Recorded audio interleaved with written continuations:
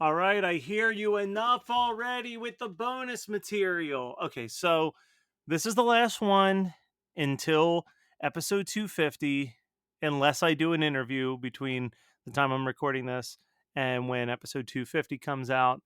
But those are usually short anyway. They're like 15 minutes, whatever. Get over it.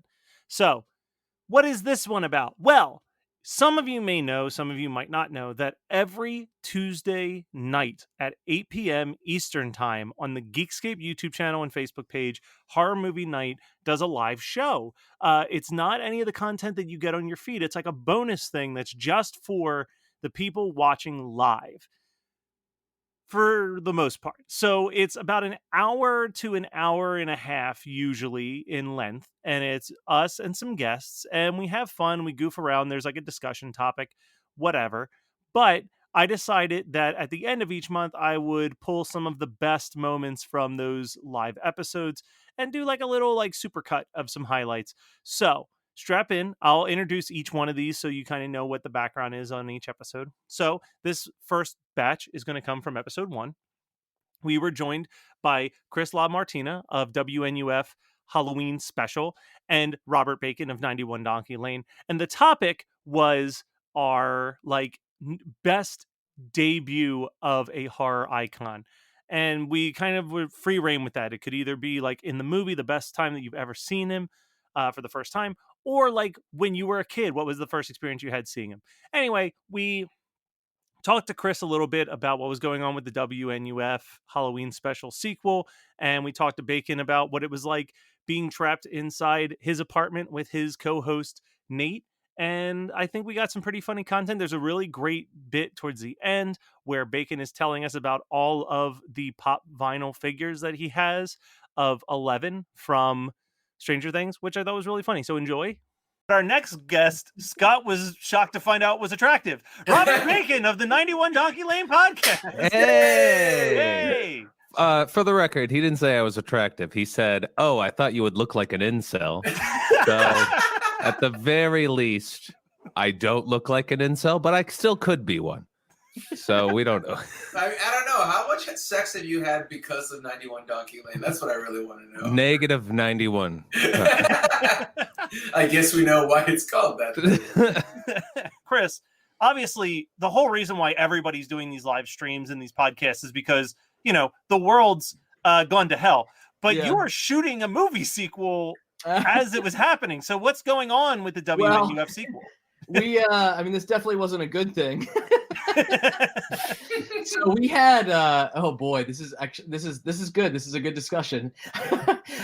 So we were set to shoot this really big crowd scene on Easter weekends. Which obviously didn't happen. So we had a large portion of so you know, WNUF is the sequel is very similar to the original where there's commercial breaks. And for the last year prior to this, we were shooting all the fake commercials. And then a lot of the story content was going to be shot in March and then also a little bit in September, October. So hopefully Corona's done by then, so we can shoot all the stuff that has to be in cornfield. And have Halloween, you know. Yeah. And Halloween. That's actually the bigger priority. But we basically lost in March and April. We lost like 8 shoot days because of this. Jesus. So that's it's a pretty big bummer. But at the same time too, what's been cool about it is I have not been I've not been just hanging out. I've been doing a ton of stuff for the movie. So we've shot basically all the commercials except for 4 are all completely done. And the reason why those 4 can't be done is because they require human beings. I've seen some of the ones that don't require human beings, and they're amazing. So yeah, because I was out in Akron, Cleveland, Akron area, back in November. It was the end of November, yeah. Yeah, that's my little Thanksgiving trip. I went to hang out with Scott. Yeah. No, his wife Melissa was like out of the country, and so he had like a lonely man trip. And the things that he did was like we hung out and had brunch. He got a Freddy Was it Freddy 2 stand-up? What was it? Dude, it was okay. So this is the whole reason was my friend Randy, who lives in this punk house out in Columbus. Yeah. I bought a Nightmare on Elm Street. I think it was part 5, Dream Oh Child. yeah, 5. Thank you. From Stan D. I bought it from her like a year ago, and I was like, oh, I don't want you to mail that or it'll get all fucked up. So I'll drive out to Columbus to get it. And then it turned into like a Cleveland trip. I did do a couple tiki bars out in Cleveland. Yeah. And it was awesome. It was a really good time. But yeah, Melissa was in and for any of the listeners who might know, Melissa's also in a film I made called Call Girl of Cthulhu. She's the call girl herself. So she was in like Malaysia and Vietnam and a couple different areas, just doing like backpacking with a friend of hers. And yeah, so I decided to go to Cleveland instead of going to other countries. We watched The Lighthouse, and we want to do Quarantine Tonight again, but all like Lighthouse style with like black and white and heavy dark lighting. But it's just the motivation is kind of not there because we're all just so kind of depressed from sitting in the house all day. And The Lighthouse is kind of depressing. Do not watch The Lighthouse now. It is not good to watch during quarantine, I don't think. Just spill your beans. I actually said that to myself and one of our dogs as I was planting the garden a couple weeks ago because I literally made a fucking mess. See? No, it's just gonna drive you into madness. I don't suggest watching that one. You know what a really good double feature is, though? The Lighthouse and then Call Girl of Cthulhu, because they both have ladies with tentacles. Oh. Spoiler alert. Is there a mermaid vagina in the other one? There's definitely vagina. I don't know if it's mermaid. I'm out. I only like the mermaid vagina. That mermaid vagina and in Lighthouse. Sorry, spoilers. There's a mermaid vagina. I watched it and I don't remember literally seeing like, that's awful for me to. Yeah, I remember seeing the mermaid vagina. So is there an uncut version? I remember I gasped in the theater. Yeah. No, it's I don't know if I watched the uncut version, but there's 100%. You can't confuse it for anything else. Well, I mean, I own it on Amazon, so I can go back and rewatch it. I don't want to, but I can. Don't go searching for it. It's all you're going to be able to think about, and you're not going to be able to look at a normal one the same. Dude, that's fine. I need some excitement in my life. Was WNUF after Call Girl? I thought it was before. It was before, but here's the thing that's interesting. So we were fucking psychopaths. We made WNUF. We shot WNUF in October of 2012. And then we ended up, we were in pre-production already on Call Girl of Cthulhu, and we didn't shoot Call Girl of Cthulhu until April of 2013. So what ended up happening was I was editing WNUF while we were in pre-production on Call Girl, which I literally can't fathom having a life like that now that I'm a little older. Like, I can't imagine making 2 feature films at once while having a full-time job and doing other shit, or like playing in bands and stuff. And because now it takes me fucking forever to finish a movie, period, now. But yeah, no, we were making both at the same time. Well, the only things I own is the ones that Nate, my roommate, has purchased me because he thought it was funny. I have 1, 2, 3, 4, 5, 6, 7. I have 8 11 dolls from Stranger Things. Are they all the same, or are there? They're all different. Dolls? One's a Hot Topic exclusive. He just thought it would be funny. Traveler? Is that part of his wizard powers? Probably. I mean, well, his thing is he thought it'd be funny if a grown man owned a bunch of 11 things, because it's kind of like, hey, why are you really into this prepubescent child? Well, I'll grab one of them. You know what?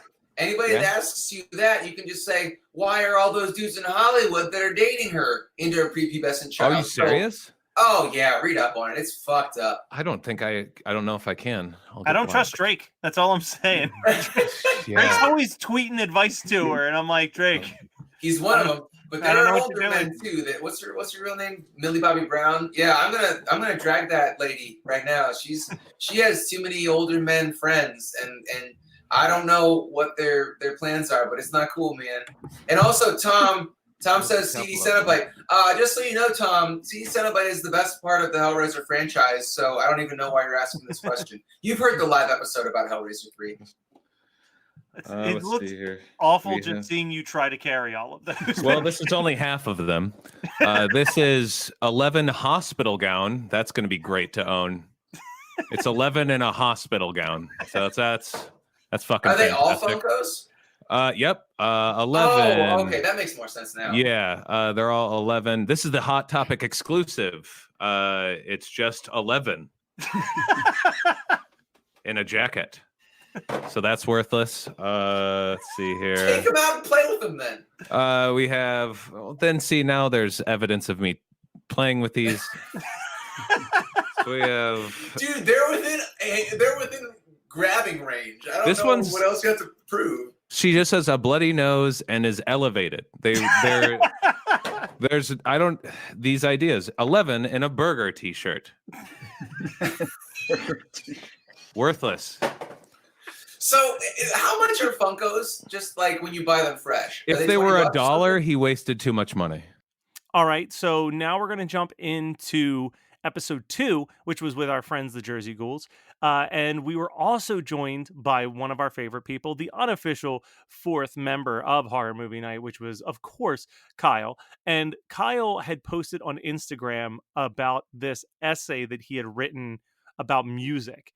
And I made him read the essay on the air, and you can enjoy that as well as a few other clips, a little bit of conversation about our time working together on the Horror Movie Night pilot demo.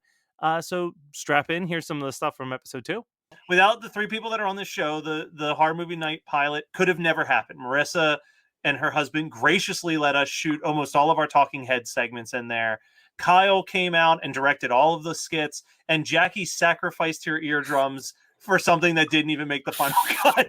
So yeah. No, have you been able to taste the Swedish fish? Or look at one? I think I had a Swedish fish like a couple months later, and it was traumatic. There's some PTSD with Swedish fish, so guys, like, we can't go. I can't right now. So the wizard behind the curtain is, I mean, and if you need to just, mute us for a second, I need to tell the story. So we're doing the intro scene at Viva Video, and Kyle is the harbinger who's telling his story. And as he's telling the story, I'm smashing. Literally, I had like one of those family on my drive. It was like 200 gold or Swedish fish. Yeah, it was like it was a big ass bag that I found at a gas station or a service plaza on my way from Ohio to Philly, and I'm just smashing them in my face. I know I'm not actually going to eat them, and so I'm just like, it'll be funnier if there are more in my mouth, and so like I literally get like 50 of them in my mouth, and I'm just Poor Jackie has a boom mic right over my head, and I'm like, Mom, and like it's dripping down my face, like I have this spit everywhere, and I'm just like waiting, and this is my face as Kyle's telling the story, and I go, the one up. Well, no, and your line was because the scene was that Kyle said that we couldn't rent the VHS copy of Demon Wind. Still can't. And you go, but we have to. Oh, that's right. Yeah. Over and over and over again. Snowing out of your face. We had to get that line. Is that somewhere? Like, even though it's not in the. I'm sure Brian, if he kept any of the footage, still has it. But yeah, it is. Didn't keep it. I watched it so many times with him, and I was like, "This is the grossest shit we've ever filmed." Yes.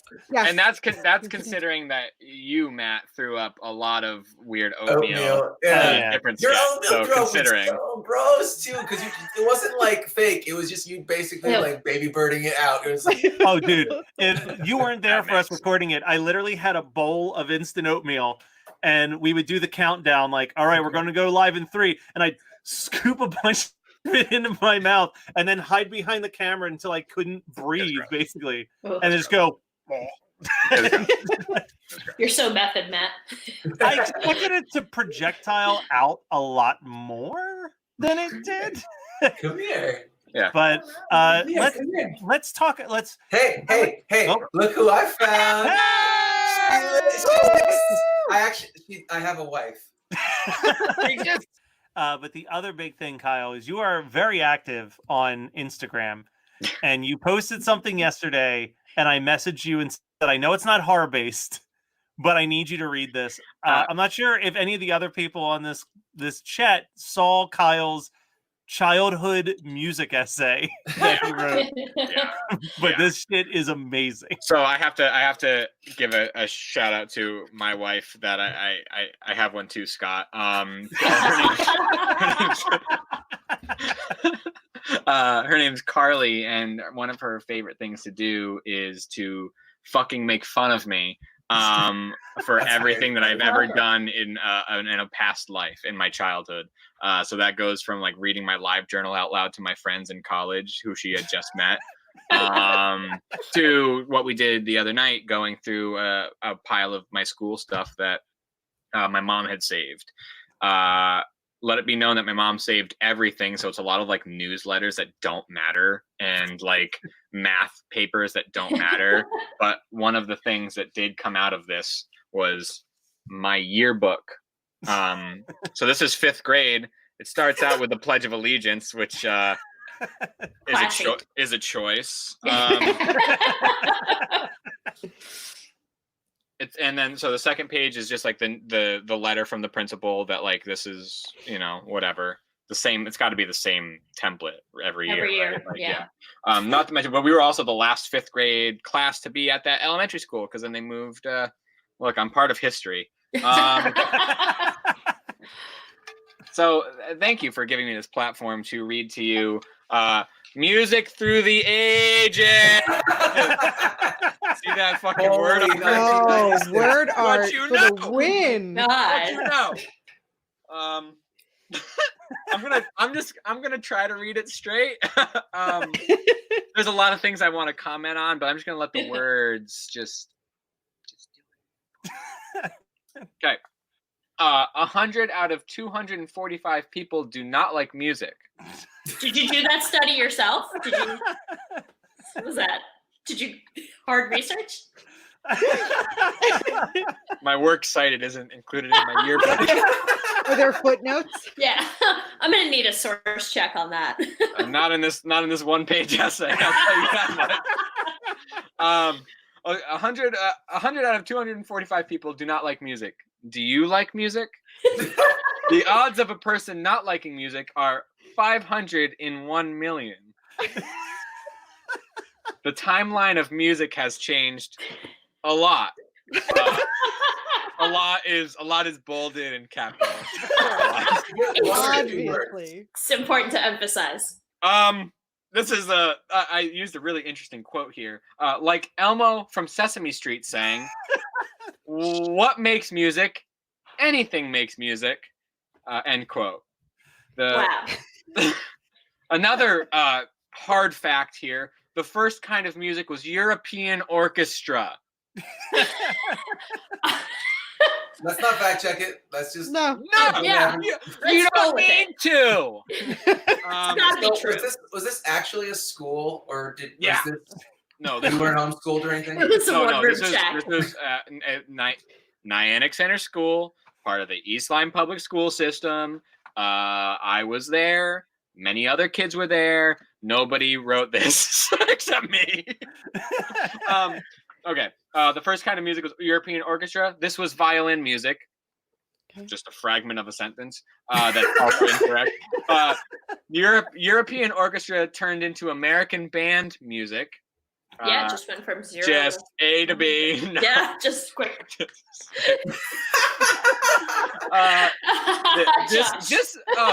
American band music. This featured the percussion and woodwind instruments. Percussion instruments are any instruments that you hit. Woodwind instruments are any instruments that you blow into. So technical. It's so technical. You can't just imagine these things. You have to know their functionality. Sure. For example, clarinets, flutes, and oboe. That kind of music is still used. That kind of music is still used. Period. In school concerts, parades, or for fun. Period. I just real quick. There was a teacher. Please. That's the end of a paragraph. So that's perfect timing. There was a teacher whose job it was to edit that, and they got paid money Could you be like, dude, perfect. That's Mr. Great. Bitgood. Oh, we're calling him out. Okay. Yeah. I don't care. He's fine. He's a great teacher. Next paragraph, all bold. The saga continues in the timeline of all caps music. I'll kind of reveal a little bit there. Oh my God, we're only that far? Yeah, I'm so sorry. I'm working on it. Next came ragged music. Ragged. RAGGED. Ragged music. I really do not know a lot about ragged music, comma, so I can't tell you about it. Not even the proper name of the genre. Because that doesn't Ragtime. exist. Yeah. I didn't do any research, so moving on. Ragged. Ragged music. After ragged music that I don't know anything about. After ragged music came jazz. Capital J, jazz. This came from New Orleans, Louisiana. Period. This features the brass instruments. Period. Brass instruments are instruments you blow into. Okay, so now we have a conflict with woodwind instruments. Okay. And that are obviously made out of brass. Obviously. Don't be an idiot. This includes trumpets, comma, trombones, comma, and tubas, period. Here's a riddle for you. Oh, change it up. It says everything. Here's a riddle for you. What is the same kind of music as jazz, comma, but is slower, question mark? It's, anybody know? Hold on. Anybody know so far? Is it European orchestral? Is Do we it go ragged? back to the start? It's just a never-ending loop of the same music. No. Its name is the same as a color. That's the next line. Its name is the same as. Oh, you're giving us a hint. Yeah. Oh, okay. This is still another. Yeah, I'm sorry. I the when I talk to you directly, sometimes it's difficult. With I'm sorry. Its name is the same as a color. What am I? The I'm going with the blues. Oh, you guessed it right. It's blues. That's the next. Don't worry. That's not me telling you. Literally That's the slower jazz. That's the blues. Okay. You guessed it right. That's the blues. This music had the same kind of instruments as jazz. Period. Like I said, comma, it's slower music. Period. There is so much sass in this. What the fuck? Wait until you get the last line is okay. Let's let him finish. Okay. I'll just go because this is people sing this kind when they are sad. Period. End of paragraph. Next paragraph. One word. Celine Dion. Yeah. Yeah. She's the next paragraph. All of it. It was Celine Dion. One word. Rock. Was just one sentence. That started the next paragraph. But can you guess what kind of music this is? Was the next line. Well, comma, do you have an answer yet? Question mark. It's obvious! Exclamation point. Rock and roll. Period. I'm sorry, I'm telling you the punctuation, but it's essential for the reading of this. Drums, comma, guitars, comma. It's really the instruments you see now. Famous rock bands, Aerosmith, Led Zeppelin, and the Beatles, period. Then came pop, comma, the dreaded boy bands, comma, with their bubblegum, comma, innocent, comma, quote, I'm a little kid, end quote, look. This is brutal. Famous pop bands, Backstreet Boys, comma, Britney Spears, comma, and NSYNC. I did use the asterisk and all caps. And and NSYNC. Don't you forget it. We never would have thought turntables do anything but play music. Period. This is all the same paragraph. I would have told you. Rap and hip hop took over music. Period. I am not going to talk about this any further. Period. Whoa! You're like, not talking about rap. We're gonna glaze over that. It's a bold choice. White kid in the burbs. I'm surprised you weren't enamored with rap at that point. Yeah. It's time to bring this one back out. It only took me the next year to buy the Eminem show, and then my cousin bought it edited, so we traded just to see how it sounded different. So don't worry. But then also the year prior, I did a biography presentation dressed as Justin Timberlake. So my interests just doesn't matter. Okay. Last line of this incredible essay. Thank you guys so much for letting me share this with you. From orchestra to rock, period. From pop to hip hop, period. Music is big, all caps, big, period. And that is that's music through the ages. Yeah. Good Thank job. you all. Thank you. Good job. I'm clapping for myself for making it through. You made it. Dark Hills Gaming. Find yourself a new thing to make it through. And finally, episode 3, which was done with Fright School. For reasons that I will never understand, Joe's voice came in sounding really, really deep. So there's a clip of us discussing that a little bit. But really, the big thing that I want to focus on this one is we had a conversation about camp, but leading into that, we also broke down RuPaul's Drag Race. And since we are just a couple days away from the final episode of RuPaul's Drag Race, where we'll know who is crowned the queen this year of Drag Race, we decided to break down what we thought of the contestants in this season. So I figured, since we're not going to do a full hour episode, here's a little bit of me and the guys from Fright School breaking down the contestants from this year's competition. I'm still so wait, we've talked about this before we hit record, and I'm still confused. Joe, why is your voice coming through so deeply on this recording? Well, it's just like Joshua said, when the instinct automatically when you're surrounded by straight men is to just go to a lower octave. How straight do you think we are? Because I mean, we've hung out, darn. I edit your podcast all the time. I thought we were friends. No, it has nothing to do with you. It's involuntary. It's like breathing. Like you're breathing the wrong kind of air. So like if Brian removed Scott and I, and it was just the two of you, would it just like snap right back to normal Joe voice? Yeah, it'd be like, oh my god. It might. Let's just address it, because we're never going to do an episode on it. We're never going to address it again. Who's your favorite for Drag Race since the finale's in 2 weeks? Right now? Yeah. Crystal Method. Okay. I'm going Gigi. Gigi good for me. Yeah. I mean, it was Gigi, but honestly, Jada Essence Hall is starting to win me over. Jada Essence Hall.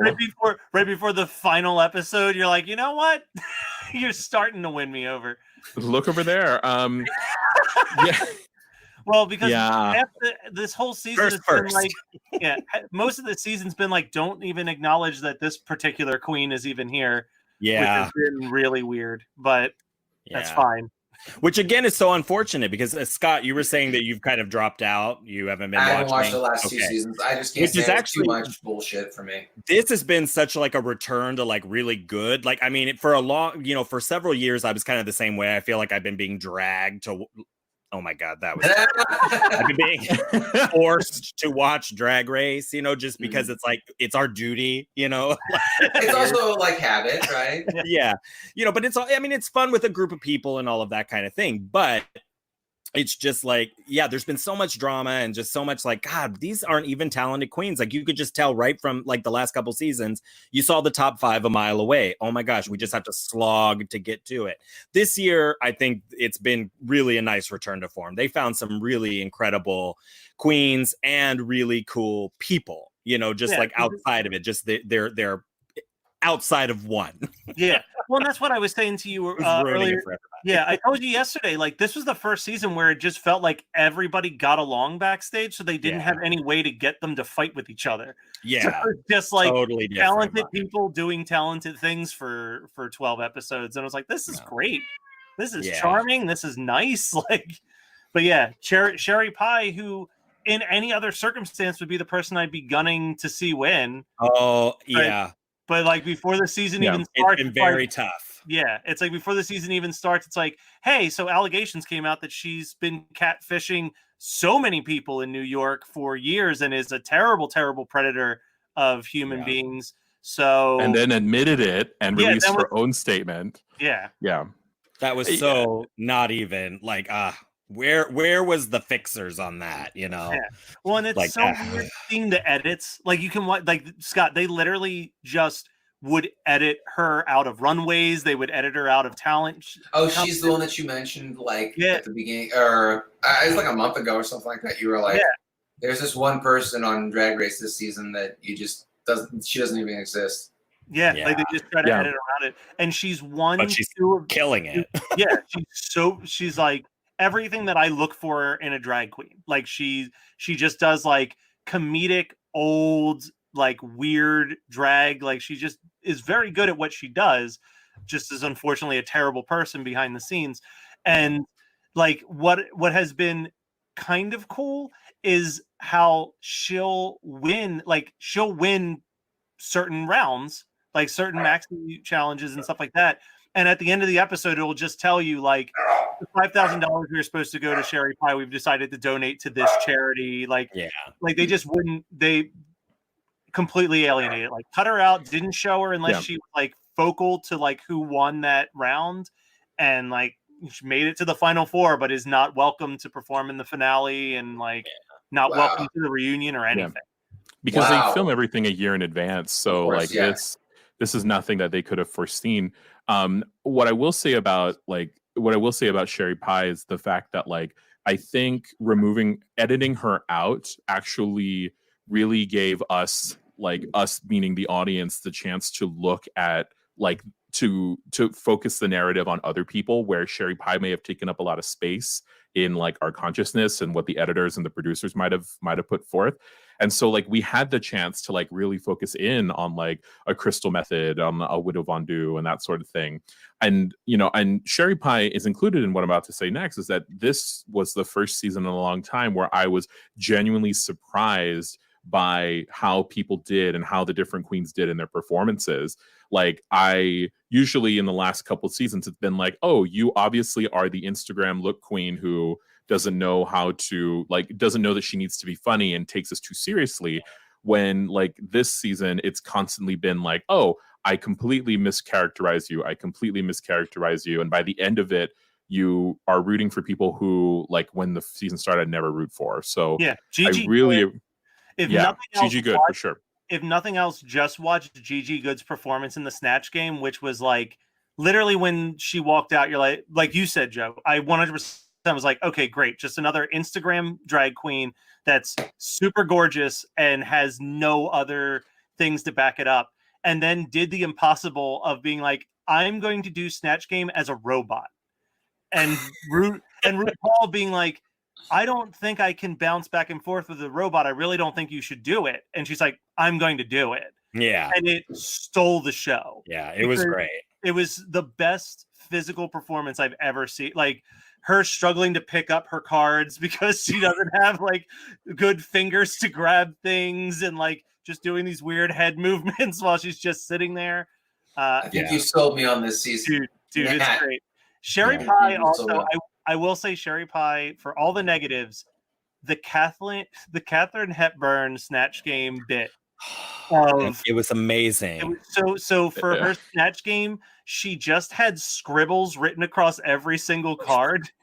And when they would go to her, she would hold up the card and just look at it confused for a few seconds and then just say whatever the celebrity had said the answer was. Like, yeah, it was brilliant. I mean, it was nobody had ever done that before. I'm like, what a great idea. Like, oh, sure, it's exactly what they said. I mean, it was great.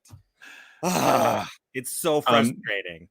To Logan's comment about being a pretty queen for a straight man, you must watch RuPaul's Drag Race Secret Celebrity, and you can watch several straight men kill it in drag.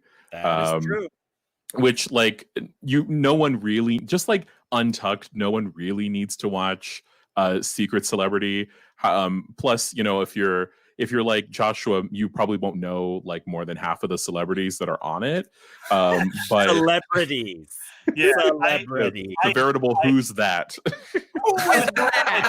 I was really excited when they did the celebrity edition of Drag Race this year, because it meant that I could shut off my TV 30 minutes earlier than I usually do. It's like, oh, it's not a 2-hour episode anymore. It's just 90 minutes. Boom. All right, well, thanks for listening, guys. I hope you enjoyed some of those clips. And like I said, if you want to watch us live, it is on the Geekscape YouTube channel and Facebook page, and it's every Tuesday night at 8 p.m. You don't hear it that much in the clips, but we are responding to comments. We're talking to people who are watching in the live stream as well. So it's a super, super interactive hour. Come check it out. It's so much fun. You can stream it on wherever. You know what I mean? Like, you could be sitting at your work desk and have it open on the other screen for all we care. But come and check it out. I think it's a very good time. It's something that I love doing, and I hope to continue doing it, even if the quarantine. Let's not say if. Let's say when. That's on me. Even when the quarantine ends, it's something that I look forward to doing in the future. So, thank you guys so much for dealing with all of this bonus material. I think I dropped an additional 4 hours of content in your lap over this Memorial Day weekend. So pretty good. All right, we'll be back on Thursday with episode 250. You're listening to the Geekscape Network.